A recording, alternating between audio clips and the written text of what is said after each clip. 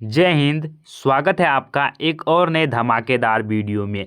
आज की इस वीडियो में हम आपको सोशल साइंस एग्जाम के लिए मोस्ट इम्पोर्टेंट सब्जेक्टिव प्रश्न बताने वाले हैं जो आपके परीक्षा के दृष्टिकोण से बहुत ही ज़्यादा महत्वपूर्ण है।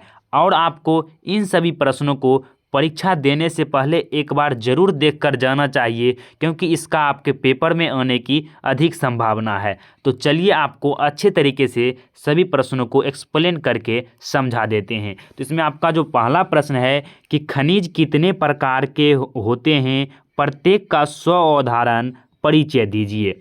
तो इसमें परिभाषा नहीं लिखा गया है खनिज का, लेकिन यहाँ पर हम आपको बोल देते हैं, आप इसे नोट कर सकते हैं कि जो खनिज है यह भूपर्पट्टी के अंदर, ये जैसे भूमि हो गया, ये धरती मान लीजिए भूपर्पट्टी, तो उसके अंदर प्राकृतिक रूप से पाए जाने वाला रासायनिक पदार्थ ही खनिज कहलाता है। वह रासायनिक पदार्थ के रूप में कोई धातु का अयस्क हो सकता है या कोई अन्य पदार्थ हो सकता है, वह आपका खनिज कहलाएगा। यहाँ पर थोड़ा सा उदाहरण के रूप में हम समझाना चाहे तो यहाँ पर मान लीजिए ये आपका धरती है, ये भूपर्पट्टी है, और इसमें प्राकृतिक रूप से कुछ पदार्थ यहाँ पर पाया जाता है, रासायनिक पदार्थ।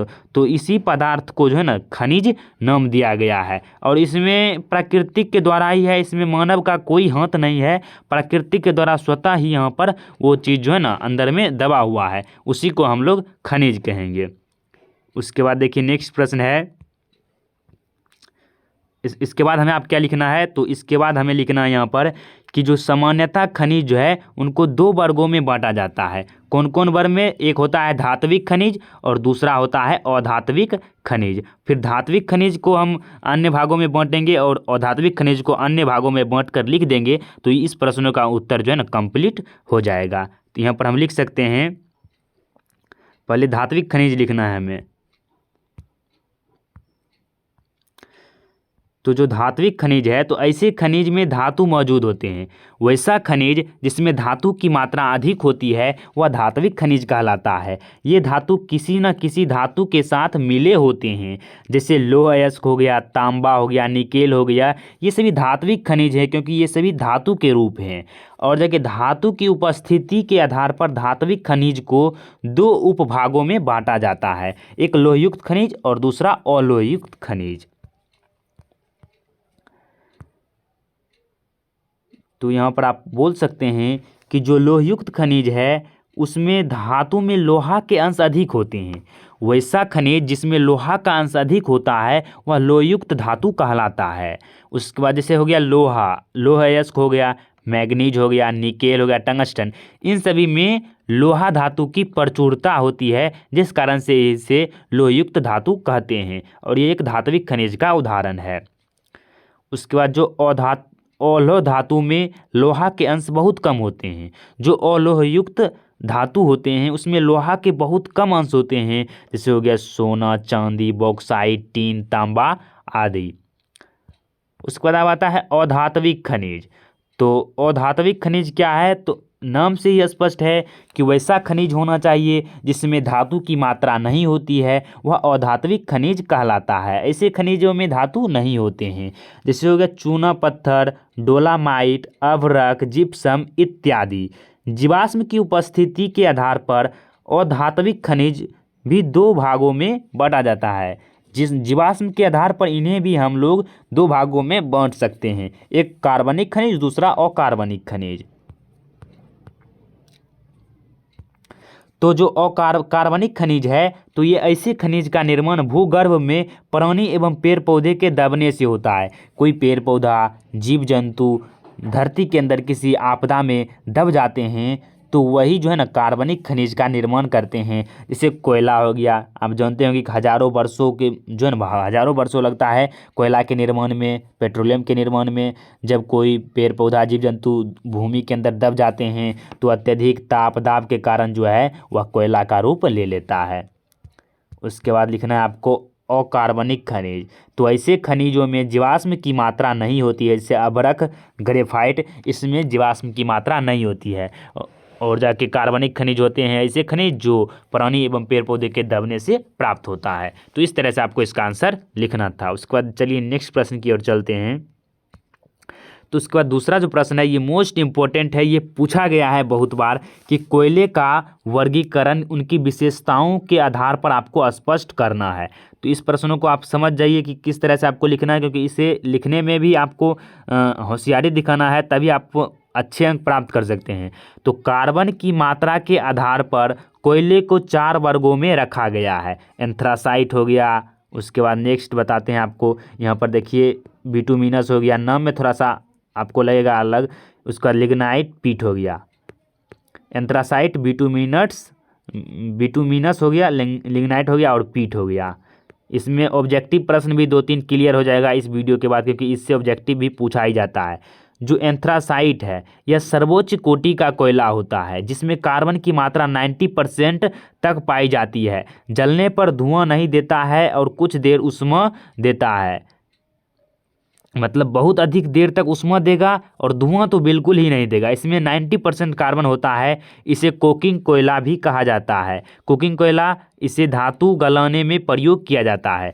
देखिए इसमें पूछा जाएगा कि सर्वोच्च कोटि का कोयला कौन सा है, तो एंथ्रासाइट हो जाएगा। और कहेगा कि कौन जो है जलने पर धुआं कम देता है और ऊष्मा अधिक देता है, तो वो हो जाएगा एंथ्रासाइट कोयला। किसमें कार्बन की मात्रा 90% पाया जाता है, तो एंथ्रासाइट कोयला में। तो इस तरह से आपको लिखना है इसका आंसर। ऑब्जेक्टिव भी क्लियर हो गया। उसके बाद बिटुमिनस, तो बिटुमिनस जो है ना, इस प्रकार के कोयले के अंतर्गत कार्बन की जो मात्रा है वह 70 से 90% के बीच तक पाया जाता है और इसे परिष्कृत करके कोकिंग कोयला बनाया जाता है और भारत में अधिकतर इसी प्रकार का कोयला मिलता है। उसके बाद देखिए नेक्स्ट है लिग्नाइट।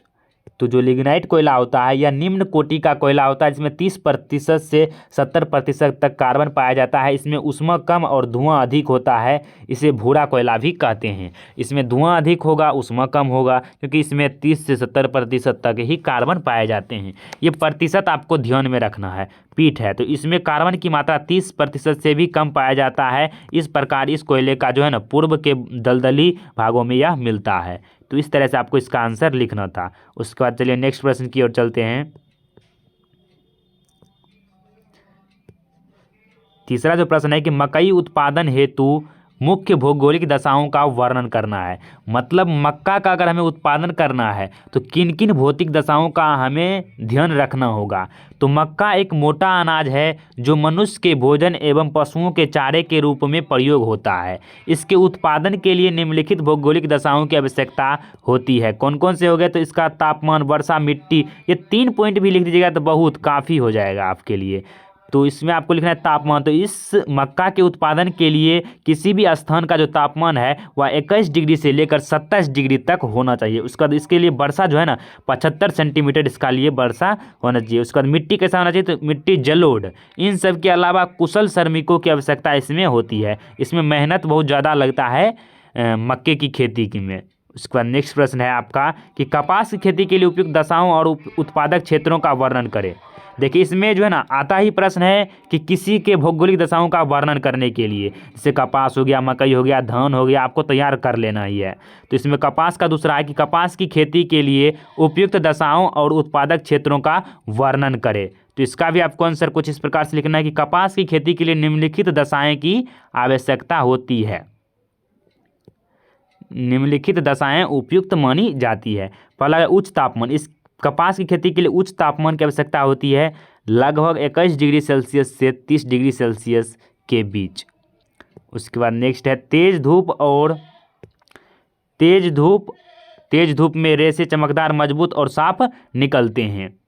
यहाँ पर पाला से बचाव है, ये भी लिख सकते हैं आप। फिर कम वर्षा, तो 75 सेंटीमीटर से 100 सेंटीमीटर तक वर्षा पर्याप्त है कपास की खेती के लिए। उसके बाद नेक्स्ट है आपका कि मिट्टी जो है ना लावा निर्मित काली मिट्टी सबसे अच्छी मानी जाती है कपास की खेती के लिए। कपास की खेती काली मिट्टी में ही होता है, ये आपको पता है। इससे ऑब्जेक्टिव पूछा जाता है कि कपास की खेती किस मिट्टी में होती है, तो काली मिट्टी में होती है। और सिंचाई की सुविधा होने पर जलोढ़ मिट्टी में भी इसकी जो है ना अच्छी उपज हो जाती है, अगर पानी की अच्छी व्यवस्था है तो। इसका इस खेती के लिए आपको सस्ते श्रमिक की आवश्यकता होगी, क्योंकि इस खेती करने के लिए इसमें जो है ना श्रमिक बहुत ज़्यादा अधिक लगता है। तो सस्ता श्रमिक होगा तभी आपको इसमें कुछ फ़ायदा होने वाला है, नहीं तो आपको घाटा हो जाएगा। इसके बाद इसके प्रमुख उत्पादन का क्षेत्र है प्रमुख उत्पादन का क्षेत्र, तो भारत की काली मिट्टी के क्षेत्र में कपास की खेती अच्छी की जो न कपास की अच्छी खेती की जाती है। इस मिट्टी में नमी बनाए रखने की क्षमता होती है। यहाँ बिना सिंचाई के ही इसकी खेती की जाती है। इस क्षेत्र के कपास उत्पादक राज्य हो जाएंगे महाराष्ट्र, गुजरात, कर्नाटक, आंध्र प्रदेश, मध्य प्रदेश, आंध्र प्रदेश भी आ गया। उसके बाद महाराष्ट्र, गुजरात मिलकर देश का जो है ना आधा कपास उत्पादन करता है। उसके बाद पंजाब के आसपास का क्षेत्र सिंचाई के बल पर कपास का उत्पादन करता है, क्योंकि उसमें पानी अधिक मात्रा में है। फिर है उच्च कोटि के कपास के लिए यह क्षेत्र जाना जाता है। दक्षिण भारत में कावेरी नदी घाटी में सिंचाई की सुविधा के कारण जो है वहाँ पर भी कपास की अच्छी उपज प्राप्त की जाती है। उसके बाद नेक्स्ट प्रश्न है आपका, प्रश्न है कि भारतीय अर्थतंत्र में कृषि का क्या महत्व है। कृषि के विशेषताओं पर जो है प्रकाश डालने के लिए ये मोस्ट इंपॉर्टेंट प्रश्न है, यह आप याद ही कर लीजिए। तो इसका होगा भारतीय अर्थव्यवस्था में कृषि निम्नलिखित तरह से इसका महत्व है भारतीय अर्थतंत्र में। पॉइंट वाइज आपको लिखना है इसमें कि भारत की 70% आबादी रोजगार और आजीविका के लिए कृषि पर आश्रित है। मतलब जो है ना भारत के अधिकांश जो व्यक्ति हैं वह कृषि पर आधारित हैं। 70% आबादी, सोच सकते हैं अपने रोजगार जो है वह कृषि पर आश्रित है उनका रोजगार। इसके बाद है देश के सकल राष्ट्रीय उत्पाद में जीडीपी में कृषि का योगदान 22% ही है। फिर भी बहुत सारे उद्योगों को कच्चा माल कृषि उत्पाद से ही मिलता है। उसके बाद कृषि उत्पाद से ही देश की इतनी बड़ी जनसंख्या को खाद्यान्न की आपूर्ति होती है। अनेक कृषि उत्पादक का भारत निर्यातक है जिससे विदेशी मुद्रा की प्राप्ति होती है। मतलब भारत में इतना कृषि से अनाज उपज जाता है कि वह दूसरे देश को भी भेज देता है, जिससे हमारे देश में विदेशी मुद्रा की भी प्राप्ति हो जाती है। मुद्रा मतलब मनी, रुपया, पैसा, धन। उसके बाद नेक्स्ट है आपका कि कृषि ने अनेक उद्योगों को विकसित होने का अवसर प्रदान किया है। भारतीय कृषि की विशेषताएं, भारत एक बड़ा भूभाग कृषि योग्य है। भारत का एक बड़ा भूभाग कृषि योग्य के लिए संरक्षित है। यहाँ की जलवायु और उपजाऊ मिट्टी कृषि कार्य को बढ़ावा प्रदान करते हैं। भारत में कहीं एक फसल, कहीं 2 फसल और कहीं 3 फसल तक उगाई जाती है साल भर में ही। भारत में फसलों की अदला बदली भी की जाती है। यहाँ अनाज की फसलें के बाद दलहन की खेती की जाती है। क्यों किया जाता है? तो जिससे जो मिट्टी में उर्वरता शक्ति बना रहे। यहाँ मिश्रित कृषि भी प्रचलन है, जिसमें गेहूँ, चना, सरसों की खेती एक साथ की जाती है। देखिए, एक जो है ना अनाज वाला अगर फसल आप उगा लेते हैं तो आपको दलहन का खेती करते हैं लोग, क्योंकि जो ना दलहन के पौधे के जो जड़ होते हैं उसमें राइजोबियम नामक एक जीवाणु पाया जाता है, जो है ना उसमें नाइट्रोजन की मात्रा को वायुमंडल से खींचकर मिट्टी में मतलब भरपूर मात्रा में पर्याप्त कर देता है, जिससे अगला जो हम फसल उपजाएंगे वह अच्छे तरीके से फसल उगता है इसी कारण से। उसके बाद नेक्स्ट प्रश्न है आपका, ये भी प्रश्न मोस्ट इम्पोर्टेंट है, इस बार आप लिख कर ले लीजिए, पूछा ही जाएगा। कि प्रश्न है कि बिहार की कृषि की समस्याओं पर विस्तार से चर्चा कीजिए। ये प्रश्न जो है ना 2021 में पूछा गया था, 21 में ये प्रश्न पूछा गया है। तो बिहार में कृषि संबंधित निम्नलिखित समस्याएं मिलती है। कौन कौन सी मिलती है? तो आपको यहाँ पर लिखना है पॉइंट वाइज। पहला हो गया कि मिट्टी कटाव एवं गुणवत्ता में ह्रास। ये जो है ना बिहार में अक्सर देखने को मिलता है। भारी वर्षा और बाढ़ के कारण मिट्टी का कटाव होता है। खेतों में वर्षा से लगातार रासायनिक पदार्थों के उपयोग से मिट्टी का ह्रास हो रहा है। मिट्टी का एक तो कटाव होता है, क्यों कटाव होता है? क्योंकि अधिक मात्रा में वर्षा पड़ता है, बाढ़ आ जाता है, और दूसरी गुणवत्ता में ह्रास होता है क्योंकि रासायनिक खाद का हम लोग अधिक से अधिक इस्तेमाल करते हैं। इस कारण से जो ना बिहार में जो कृषि है उसकी एक समस्या बनी हुई है, कम उपजापन का, मतलब कम उत्पादन का। उसके बाद है कि घटिया बीजों का उपयोग। तो उच्च कोटि के बीजों का उपयोग नहीं होने से प्रति एकड़ उपज अन्य राज्यों की अपेक्षा कम होती है। भारत में लोग घटिया बीज ही बोन देता है ताकि सोचता है कि हमें अच्छे अनाज हो जाए, तो घटिया बीज से अच्छे अनाज की प्राप्ति जो है संभव ही नहीं है। उसके बाद तीसरा जो है कि खेतों का छोटा आकार। तो बिहार राज्य में खेतों का आकार छोटा होता है, जिसके कारण वैज्ञानिक पद्धति से खेती संभव नहीं हो पाती है। जैसे बिहार में हो गया, अगर एक घर में एक परिवार है उसका, तो वह भी बढ़ता है तो उसका खेत भी बढ़ जाता है, तो एक छोटा सा खेत का आकार उसके पास हो जाता है, जिस कारण से उसमें कितना ही खेती कर सकता है। छोटे खेत में अधिक अनाज उपजाना संभव ही नहीं है। उसके बाद नेक्स्ट है आपका कि किसानों में रूढ़िवादिता की भावना। रूढ़िवादिता मतलब कि भगवान पर विश्वास कर लेता है कि भगवान ही पूरा काम करेगा। तो एक आस्था है भगवान के प्रति, वो भी सही है, लेकिन बिना मेहनत किए सिर्फ आस्था रखना ये गलत बात है। तो यहाँ के किसान परिश्रम पर कम, भाग्य और रूढ़िवादिता पर अधिक भरोसा करते हैं। तो इस तरह से जो है ना आपको इसका आंसर लिखना था। उसके बाद देखिए इसका 5वां पॉइंट भी है, जिसे आप लिख सकते हैं कि सिंचाई की समस्या भी एक प्रमुख समस्या है बिहार में कृषि का पिछड़ापन होने के कारण। तो यहाँ की कृषि मानसून पर निर्भर है, मानसून मतलब वर्षा पर निर्भर है।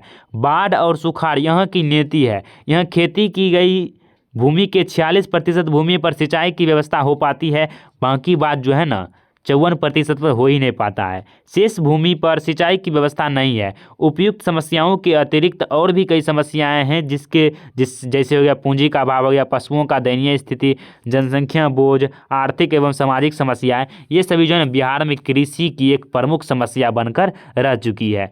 तो इस तरह से जो है ना आपका पूरा जो ऑब्जेक्टिव क्वेश्चन है वह क्लियर हुआ। अगर आप लोग इतना ऑब्जेक्टिव क्वेश्चन क्लियर कर लेते हैं तो निश्चित रूप से आप सभी सब्जेक्टिव प्रश्न को बना कर आइएगा। ये आपके 5 नंबर वाला सभी प्रश्न हम आपको यहाँ पर बताए हैं। तो अगर आपको वीडियो अच्छा लगा है तो प्लीज़ चैनल को सब्सक्राइब कर दीजिए और एक लाइक भी निश्चित करें और अपने दोस्तों में शेयर कर दें।